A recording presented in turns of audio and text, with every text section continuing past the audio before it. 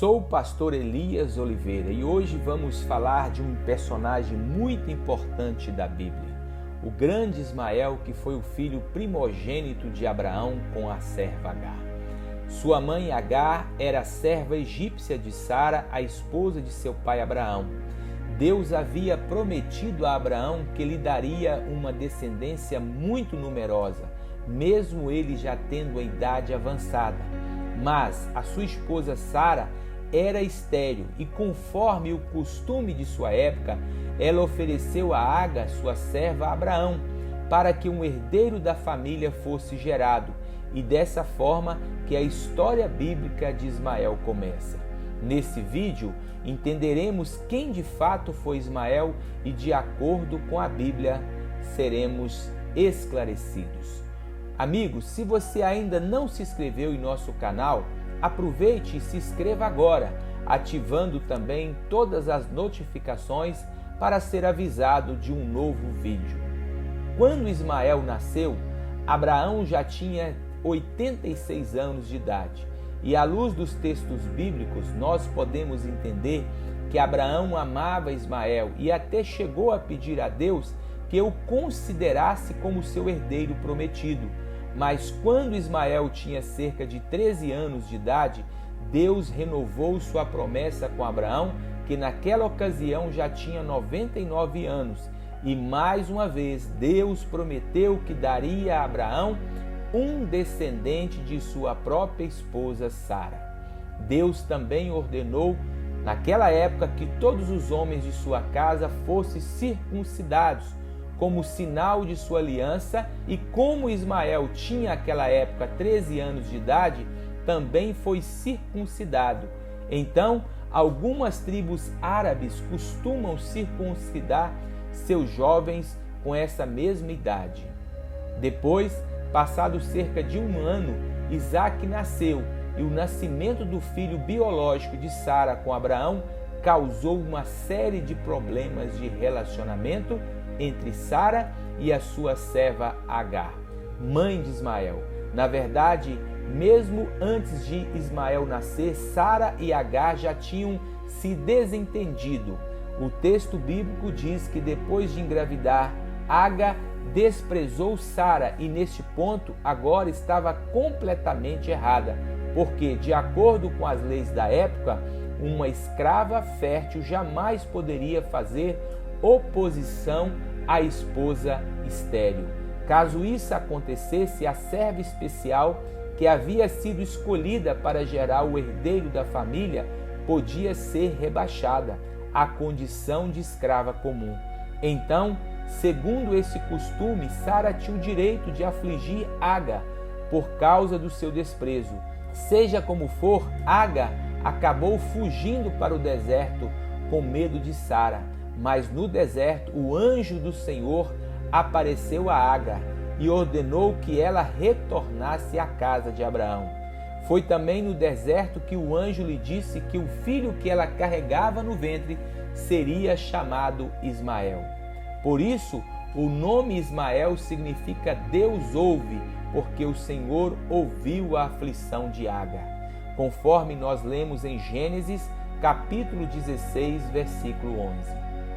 Mas o desentendimento entre Sara e Agar alcançou seu auge quando Isaque foi desmamado. Na festa de desmame de Isaque, Ismael acabou zombando de Isaque, e Sara ficou muito ofendida e exigiu que Abraão mandasse Agar e seu filho embora, conforme nós lemos no capítulo 21 do livro de Gênesis.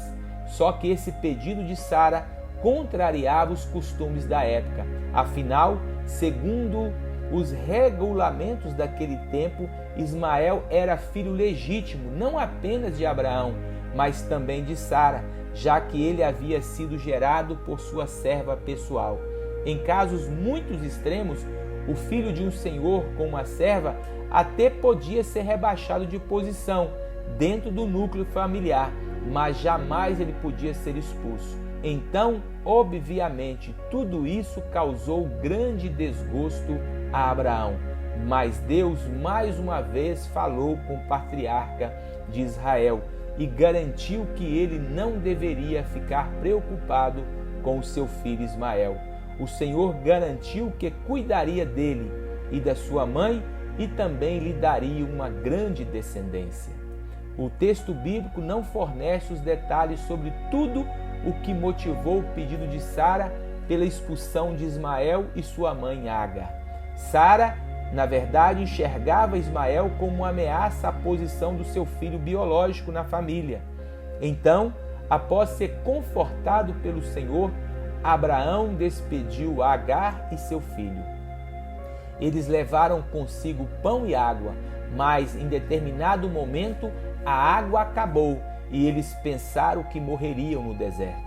A Bíblia diz, inclusive, que naquele momento Agar colocou Ismael debaixo de uma árvore e se afastou dele para não vê-lo morrer. Nesse ponto, é comum as pessoas imaginarem que àquela altura Ismael era um menino bem pequeno, mas muito provavelmente ele já era um adolescente com a idade de cerca de 17 anos.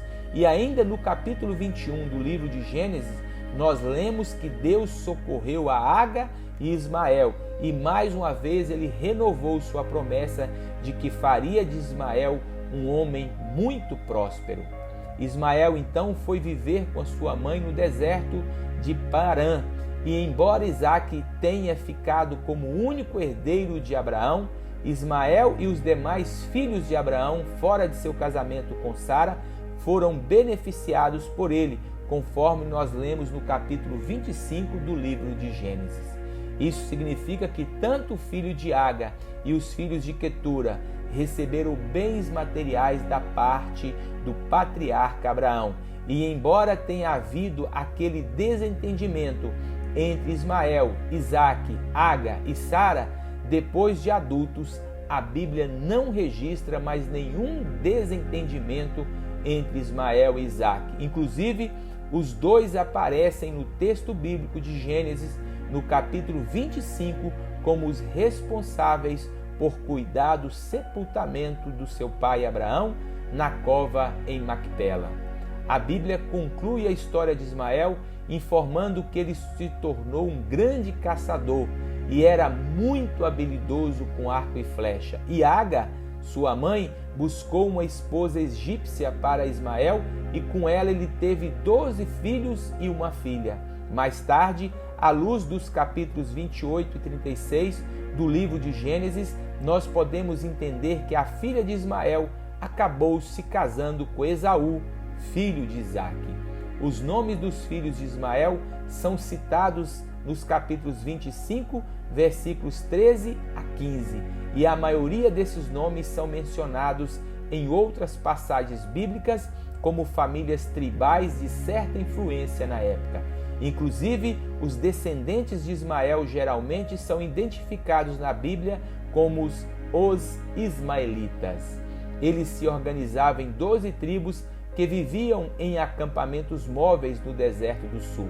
A Bíblia ainda diz no capítulo 25 do livro de Gênesis que Ismael morreu com a idade de 137 anos, mas ela não informa onde ele foi sepultado, embora a tradição muçulmana afirma que ele foi sepultado em Meca. Por fim, meus amigos, no Novo Testamento, Ismael é mencionado especialmente pelo apóstolo Paulo.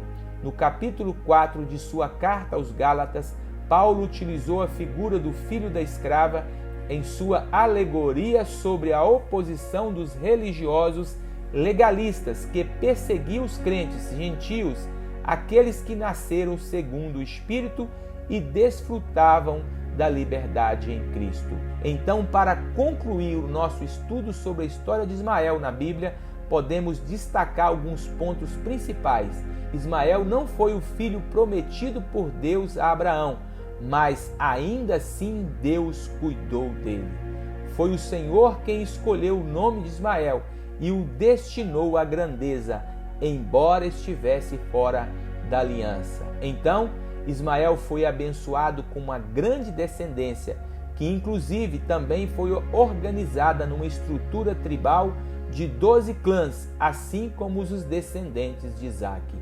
O caráter de Ismael também foi descrito por Deus de modo a enfatizar a vida nômade de sua descendência, a oposição que seu povo faria aos filhos da aliança.